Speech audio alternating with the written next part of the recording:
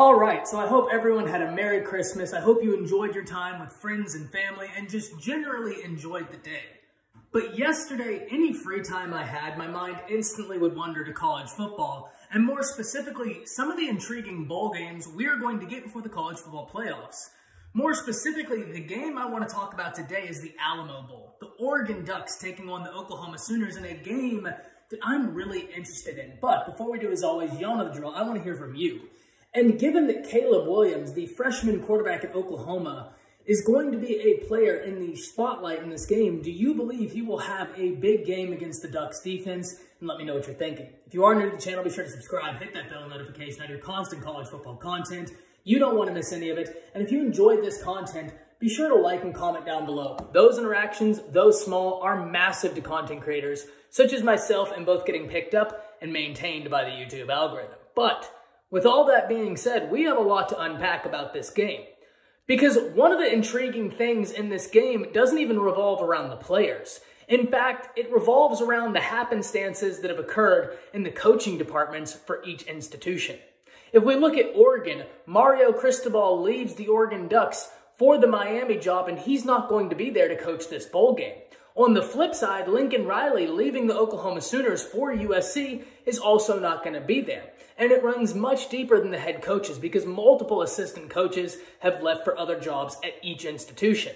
And so because of that, you have two teams coming in with interim head coaches that are going to be looking to make a statement that they're going to carry over some momentum into next year.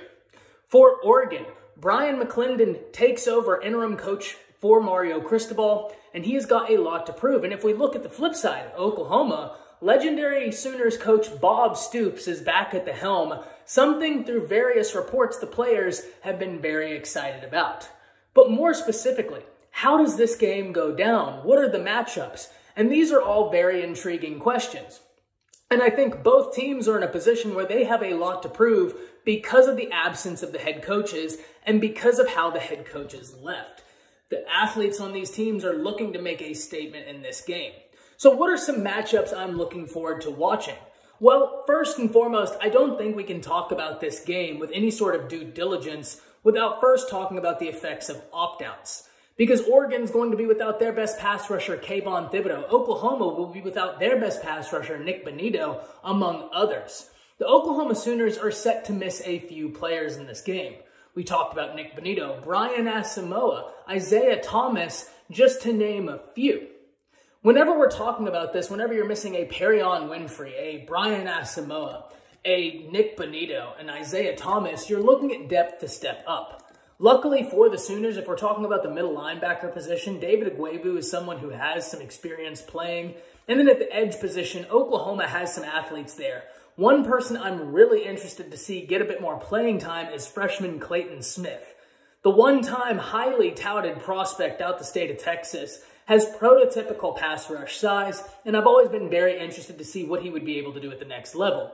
And I think with Nick Bonitto out, we're going to be seeing a much higher presence of Clayton Smith. On the flip side, when you look at Oregon, the opt-outs aren't as surprising. You know, you have a cornerback opting out, you have a wide receiver opting out, and then you have Kayvon Thibodeau opting out. The biggest issue for Oregon comes at the lack of depth at the wide receiver and cornerback position. Because not only did Oregon experience an opt-out at the cornerback position, but they also experienced an individual hitting the transfer portal. And so when you look at it right now, Oregon is in a bit of a precarious situation because they do not have the depth they would probably like going into this game. They have talented players at the position. A former five-star, Dante Manning, is going to be getting a lot of reps during this game, but he doesn't have the experience that you would like, especially going into a bowl game in which both teams are going to be looking to make a statement. So that's the first area. Oklahoma's wide receivers against the Oregon secondary. This is an area I'm going to be really interested in watching because, like I said, Oregon's secondary is going to be coming out there with a lot of talent, but a lot of youth and a lot of inexperience. Can Oklahoma take advantage of that? Because sure, Oklahoma has experienced loss in the wide receiver department. Jaden Hazelwood is no longer with the team, transferring to Arkansas, but they got a major victory when we see Theo Weiss returning, Marvin Mims coming back, Mike Woods had a great season for the Sooners, and then you still have true freshman Mario Williams, who's got really high upside, not to mention Drake Stoops.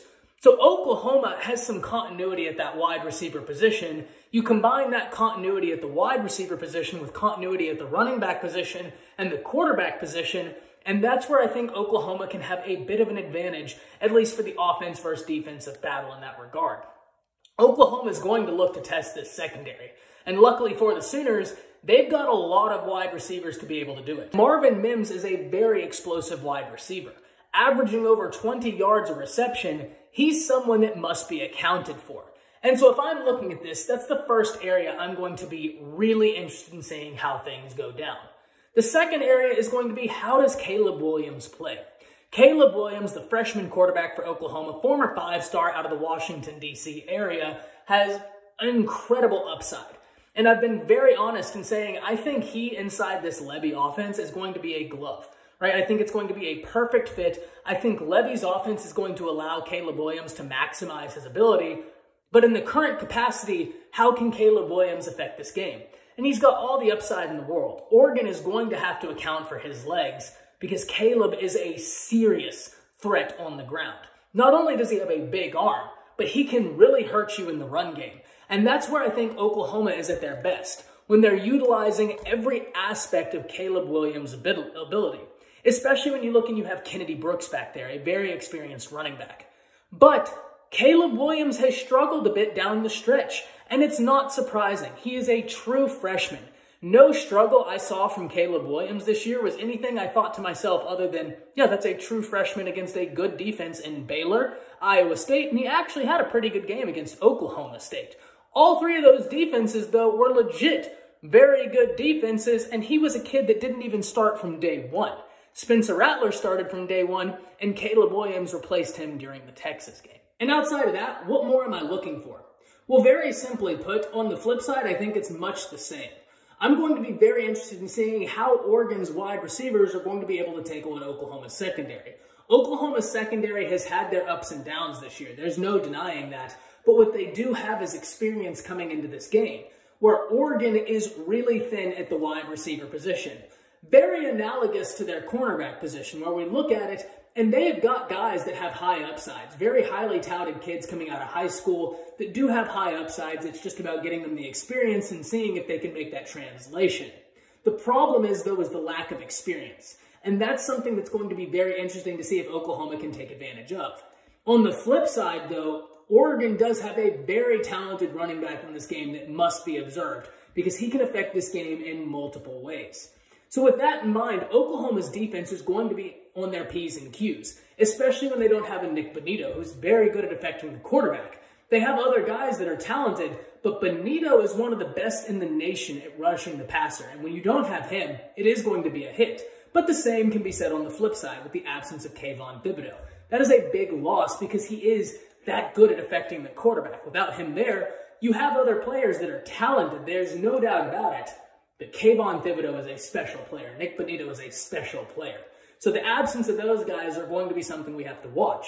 But specifically for OU, even though I think David Igwebu is a very intriguing player, he's got experience, they're going to have to be on their P's and Q's in that middle linebacking area because of what Oregon can do with the running back. So that's an area I'm really interested in. And especially when Oklahoma has some losses on the defensive front, how is the defensive front going to be able to affect the game to stop Oregon's rushing attack? Because Dye is a very talented running back, and he's someone that must be respected. And that's going to ultimately come up to your defensive front and linebackers to be able to put the stop on that before he gets to the secondary. If I was to pick two players in this game that I'm really going to be keeping an eye on, it may be two boring names because it's fairly obvious. For Oklahoma, it's going to be Caleb Williams to see how he does in this game. He's a young guy, he continues to grow, and my interest is piqued. There's no doubt about it. But on the flip side, Noah Sewell is one of the most unique athletes in the nation. And anytime he plays the game, you can count me in for watching. I'm very interested to see how he plays because I'm always interested to see how he plays. He's someone who is really a fun football player to watch, very talented. And so because of that, for Oregon, I'm looking at Noah Sewell to affect this game in a really positive manner. For Oklahoma, I'm looking at Caleb Williams to step up and affect this game in much the same, a very positive manner. This is a game that's going to be incredibly intriguing to watch because not only are there holes on the field with opt-outs, with guys going to the draft, in big positions for both teams. Oregon missing a cornerback that opted out for the draft, another one in the transfer portal, a wide receiver, and then Kayvon Thibodeau. You look at Oklahoma, missing Isaiah Thomas, Perion Winfrey, Nick Bonito, and Brian Asamoah. Those are not simple names to replace. Those are very talented individuals. Both teams dealing with the loss of players, but also the loss of the figureheads on top. Lincoln Riley to USC in that manner, and then so many assistants gone, and the same can be said with Oregon. Losing Mario Cristobal to Miami and then the assistants leaving, there's a lot for each of these teams to prove. They want a new start, they want a new chapter, and there's no better way to do it than the Alamo Bowl here happening very soon. Can't wait to hear from y'all. Hop down in the comments, let me know what you're thinking about this game. That's it. See ya.